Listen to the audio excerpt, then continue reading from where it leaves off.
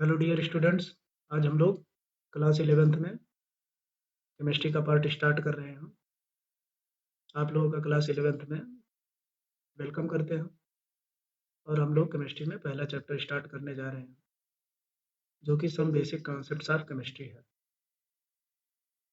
अब 9th 10th में भी हम लोग मैटर पढ़ चुके हैं, तो हम लोग एक बार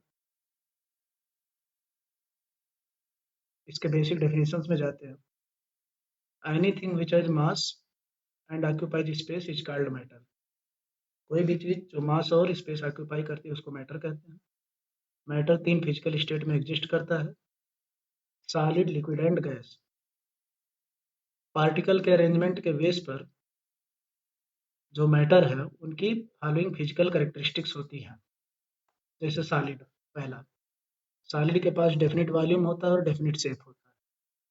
लिक्विड हो गया, लिक्विड में डेफिनिट वॉल्यूम होता है लेकिन डेफिनिट शेप नहीं होता है और जिस कंटेनर में रखे जाते हैं उसी का शेप ऑक्यूपाई कर लेते हैं। थर्ड हो गया गैस। गैस का ना तो डेफिनिट वॉल्यूम होता है ना तो डेफिनिट शेप। वो जिस कंटेनर में रखे जाते हैं वो पूरा का पूरा ऑक्यूपाई कर लेते हैं। These three states of matter are interconvertible by changing the conditions of temperature and pressure। जैसे सॉलिड को अगर हीट दिया जाए तो लिक्विड में कन्वर्ट हो जाएगा और इस प्रोसेस को लिक्विफिकेशन कहते हैं। लिक्विड को हीट दिया जाए तो गैस में कन्वर्ट हो जाएगा, इस प्रोसेस को वेपराइजेशन कहते हैं। अब अगर हम लिक्विड को वापस ठंडा करें तो सॉलिड में कन्वर्ट हो जाएगा और गैस को वापस ठंडा करें तो लिक्विड में कन्वर्ट। एट द मैक्रोस्कोपिक और bulk level matter can be classified as mixtures और प्योर सब्सटेंसेस। तो मैक्रोस्कोपिक लेवल का मतलब बहुत लार्ज स्केल पे, या बल्क लेवल का मतलब बहुत लार्ज स्केल पे। हमको मॉलिक्यूल और एटम पर नहीं कंसीडर करना है। अब यहाँ पर हम लोग देख रहे हैं कि मैटर का क्लासिफिकेशन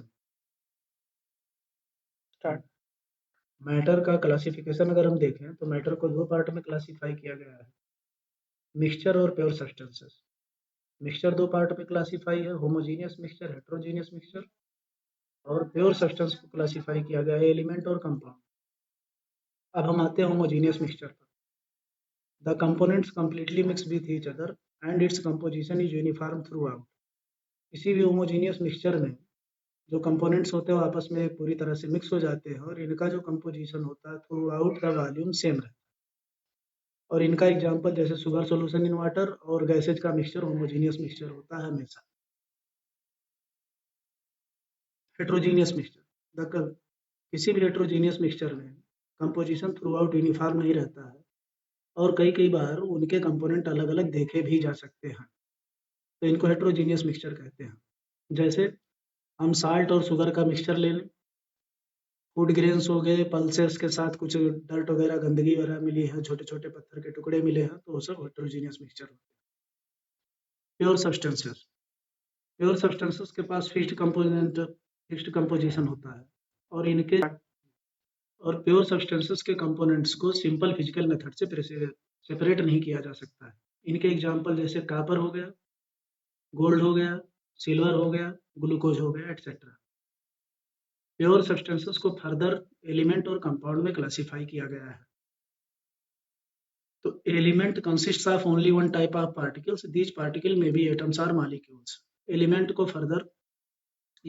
को फर्दर डिफाइन किया गया है कि एलिमेंट में बेसिकली एक ही टाइप के पार्टिकल होते हैं। ये पार्टिकल एटम भी हो सकते हैं और molecule. Example sodium, copper, gold, hydrogen, oxygen, etcetera. Compounds, जब दो या दो से अधिक एटम डिफरेंट एलिमेंट के आपस में कंबाइन होते हैं तो किसी कंपाउंड का मॉलिक्यूल बनता है। जैसे वाटर हो गया, अमोनिया हो गया,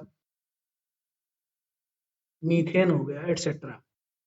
अब यहाँ पर इस डायग्राम में हम देखें तो हाइड्रोजन का एक एटम है, ऑक्सीजन का एक एटम है, नाइट्रोजन का एक एटम है, कॉपर का एक एटम है, सोडियम का एक एटम। तो ये डिफरेंट एलिमेंट के एटम। इसी तरीके से हाइड्रोजन का एक एटम हाइड्रोजन के दूसरे एटम से कंबाइन होकर के हाइड्रोजन